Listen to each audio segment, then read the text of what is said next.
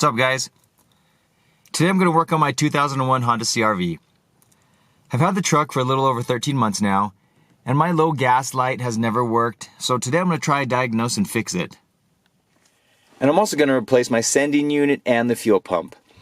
If you're wondering why I'm doing all of it, it's because this setup comes as one entire piece.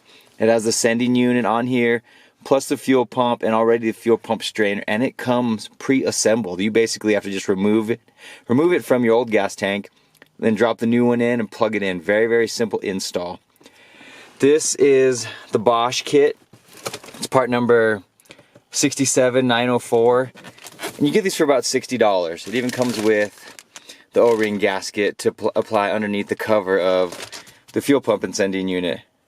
So we're going to check the light at the sending unit itself. I'm going to show you how to get everything removed so we can test it. I'm not going to test it here first. I'm going to do this last, and I will show you how to get to this because changing the bulb on the cluster is far easier than doing the pump and sending unit itself, although this is a very easy task as well. So the fuel pump and sending unit are underneath the driver's side rear seat. So first off, of course, lift up the seat bottom. Remove this plastic cover, 4 screws. 1, 2, 3, 4, all visible from the top. And then just remove the plastic covering, comes off very easily. And that reveals where your pump and sending unit are. Now we need to remove the seat because we cannot access it with the seat in the way. It's very easy. In the front of the seat, you have these 2 plastic covers. Underneath, there's a 12mm bolt. You have 1 on each side.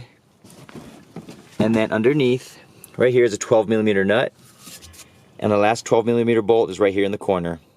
And with all those removed, we need to get the seat out of the way. So you just need to lift it, pull it off of that nut. Actually has a little stud, so it kind of leaves it in the way. I'm just gonna kind of slide it here to the back. That way it'll be easy to get right back in when I'm finished. And now just go ahead and remove the 3 screws that are covering the assembly. This little plate will come up with it once you have all 3 of these removed.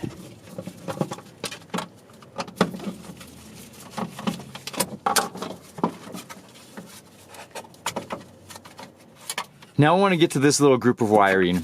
Just go ahead and pull this little rubber cover back. Let's get that pulled off completely. And then you want to go ahead and push down on the clip and let's slide the wiring away.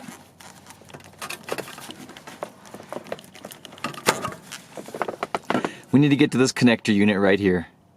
And now your next step, get a paper clip, I bent it in half, or some wiring of some sort. And we're going to touch 2 connections on the wiring here. You're going to see there's these 2 by themselves on top and there's 3 on the bottom. Plug in the paper clip here into these 2 points.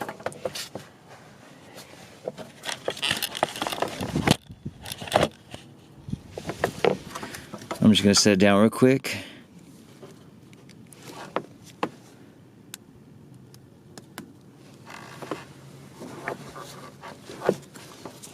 And then you see how I touch those 2 together? Now let's look on my dash. So the bulb is working perfectly fine, and you see how the gas needle dropped completely to E. Now, as you're watching here, I'm going to remove it, and it turns right back off. So the bulb's fine. Something with the sending unit. And now here I want to show you something. I'm going to simulate this. I'm only going to do it once because it is not beneficial to run your pump dry. So go ahead and plug in this connector to your fuel pump. Let me just set the camera down so I can grab it really quickly. And then, obviously the float, if the gas tank was full, this thing would rise. It's sitting at an E position. So take your keys. That's what I mean by you're going to prime it once. I don't know if maybe you guys could hear the pump. I could hear it whir. Let's just watch and see if the low fuel light comes on now. Gonna take a moment for it to register, but It should come on here shortly.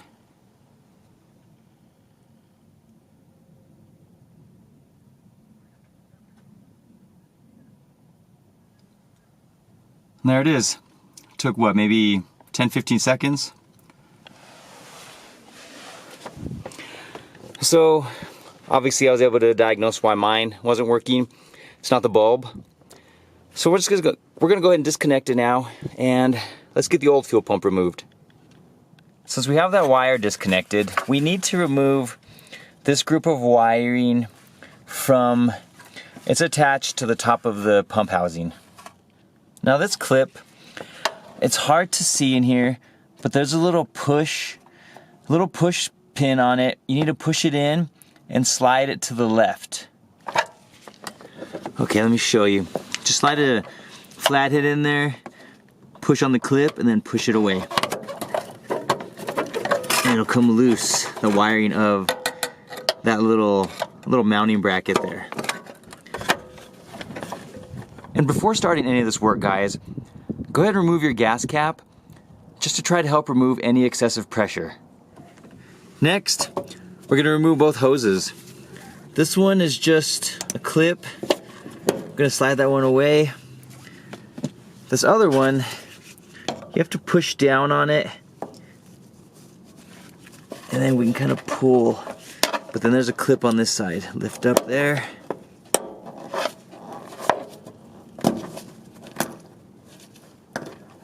And there we go. Now this little clip is interesting. All you gotta do is you can lift it right here on that side. There's two little nipples. Lift it up and around the little edge. That's if you want to reuse this particular clip. I'm going to because of the way that this particular connector for this hose is set up. And now just go ahead and remove all the 10mm nuts surrounding the assembly. Now let's just get it pulled. Push all your hoses to the side.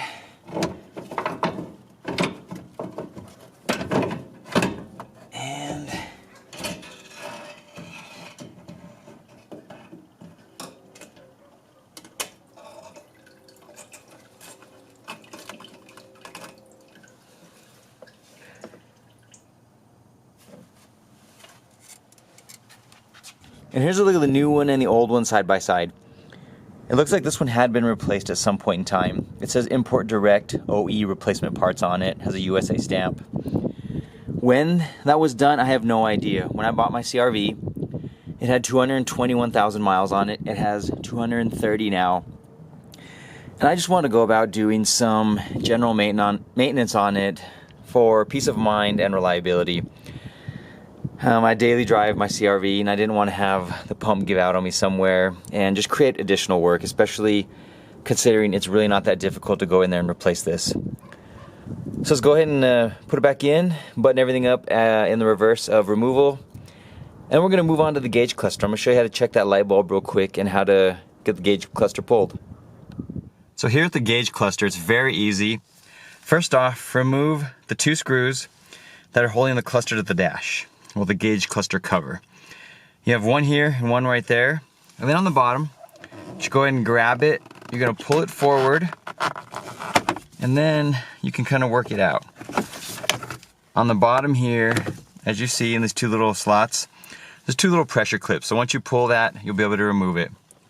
Next, I've already removed them as well. There's 4 screws, one down here, one on the opposite corner, and 2 on the little tabs holding the cluster to the dash.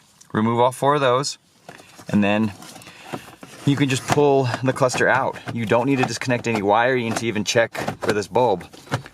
We're gonna slide it over here to the corner, and if you recall where the low gas light is, it's this one in the corner. So you have a bank of 4, a bank of 2, and then a single bulb by itself. So this is easy. You can look up here. You can see the 4, the 2, and then the 1. And this one is the larger one. I don't know if the plug is always gray, but mine is. So we're just gonna remove it very quickly. And just like any other light bulb, when looking at it, you can usually tell if the filament's broken. Let me put a white background. It'll be easier to see. Maybe you guys can see that. I'm hoping that you can see, like, obviously the filament is still in perfect shape on this bulb. If pulling yours, you might be able to tell that the filament is broken, and then you can just replace the bulb. This particular bulb, you can actually slide out and get a replacement. They sell them at AutoZone, and very easy to change. It literally takes you like 5 minutes to get the cluster pulled if you just want to try the bulb. If you did the sending unit trick and your light did not turn on, and the filament looks broken, then that's probably your issue as well. And so I hope this helped you guys out today. Very simple, easy install, doing both tricks, checking the bulb, and changing your fuel pump. It's not difficult at all. I think anyone with some limited mechanical experience could definitely attempt this themselves and tackle it. It's really, really not that difficult. Thanks for watching, guys. We'll see you next time.